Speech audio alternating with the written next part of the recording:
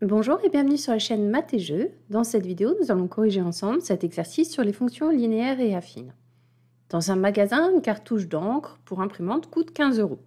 Sur un site internet, cette même cartouche coûte 10 € avec des frais fixes de 40 €, quel que soit le nombre de cartouches achetées. Première question, on note f de x, le prix à payer pour l'achat de x cartouches en magasin, et on te demande de déterminer l'expression f de x, c'est-à-dire l'image de x par f. Pour cela, il faut bien comprendre ce que ça veut dire. Si j'achète une cartouche, je paye 15 €, deux cartouches, je paye 2 fois 15 €, 3 cartouches, 3 fois 15 €, etc. Si j'achète x cartouches, je vais payer x fois 15 €, et on n'a pas l'habitude d'écrire x fois 15, mais plutôt 15x. Donc f de x est égal à 15x. Si on note maintenant g de x, le prix à payer pour l'achat de x cartouches sur Internet, qu'est-ce que ça veut dire? Sur Internet, le prix d'une cartouche est de 10 €, mais à chaque fois, je vais rajouter 40 € à mon achat. Donc si j'achète une cartouche, je paye 10 plus 40. Si j'achète deux cartouches, je paye 2 fois 10 plus 40. 3 cartouches, 3 fois 10 plus 40, etc. Donc si j'achète x cartouches, je vais payer 10 fois x plus 40, autrement dit 10x plus 40. Qu'est-ce que je peux déjà observer à travers de ces deux questions? C'est que la fonction f est une fonction linéaire et que la fonction g est une fonction affine. Troisième question, déterminer graphiquement le prix le plus avantageux pour 6 cartouches. On nous demande donc de tracer les représentations graphiques des fonctions f et g dans un même repère, et ensuite on va observer ce qui se passe pour 6 cartouches. Comme f est une fonction linéaire, sa courbe représentative est une droite qui passe par l'origine du repère. L'origine du repère, c'est déjà un point de la droite, et pour tracer une droite, il m'en suffit de 2, donc je vais trouver un deuxième point de cette droite. Et pour cela, je peux calculer l'image de n'importe quel nombre par f, par exemple 6. L'image de 6 par f, c'est 15 fois 6, autrement dit, c'est 90.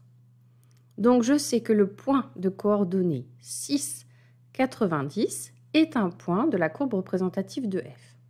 Maintenant, je peux la tracer dans un repère. Une petite remarque pour le choix des unités en abscisse et en ordonnée. En abscisse, on va placer le nombre de cartouches et en ordonnée, le prix à payer.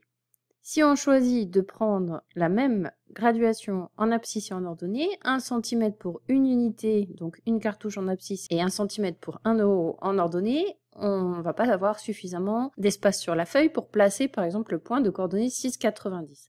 Il va falloir faire un choix pour placer de très grands nombres en ordonnée. Tu peux par exemple décider de 1/2 cm pour 10 € ou 1 cm pour 10 € ou autre chose. En fait, c'est à toi de choisir en fonction de l'espace que tu as sur ta feuille. Dès qu'on a construit le repère, on va pouvoir tracer la courbe représentative de la fonction f. Je sais que la courbe représentative de f est la droite qui passe par le point de coordonnées 0, 0 et le point de coordonnées 6, 90. Je trace cette droite. Pour la deuxième fonction, g est une fonction affine.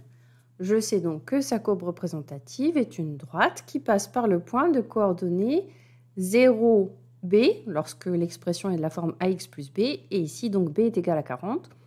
Donc elle passe par le point 0, 40. Il me suffit d'un deuxième point pour tracer cette droite. Je vais changer, je prends l'image de 2 par g. C'est 2 fois 10 plus 40. Autrement dit, 20 plus 40, 60. Donc, le point de coordonnées 2, 60 est un point de la courbe représentative de G. Je vais appeler ce point C, par exemple. Je reprends le même repère et je place les points de coordonnées 0, 40. Donc, je retrouve ici l'ordonnée à l'origine. Et le deuxième point dont je viens de calculer les coordonnées, 5, 60. Je peux tracer la courbe représentative de la fonction G. Maintenant, je vais pouvoir répondre à la question « Quel est le prix le plus avantageux pour 6 cartouches ?» Le nombre de cartouches se trouve en abscisse. Donc, je vais repérer 6 sur l'axe des abscisses et je trace une droite parallèle à l'axe des ordonnées, donc verticale. Je vois que la première courbe que l'on rencontre, c'est la courbe représentative de la fonction linéaire f. C'est donc avec f que je vais payer le moins cher. Donc le prix le plus avantageux pour 6 cartouches, c'est de l'acheter en magasin. Quatrième et dernière question, Sonia a un budget de 130 € pour les cartouches de son entreprise. Je dois déterminer graphiquement le mode d'achat le plus intéressant. Donc cette fois-ci, je vais repérer 130 sur l'axe des ordonnées et je regarde quelle courbe je rencontre en deuxième, puisque ce que je veux, c'est acheter le plus de cartouches possible et pas le moins de cartouches possible. Et là, je vois que la deuxième courbe que l'on rencontre, c'est la courbe représentative de G. Donc avec un budget de 130 €, il vaut mieux acheter les cartouches sur Internet. C'est la fin de la correction de cet exercice. Merci de l'avoir suivi et à bientôt pour une prochaine vidéo.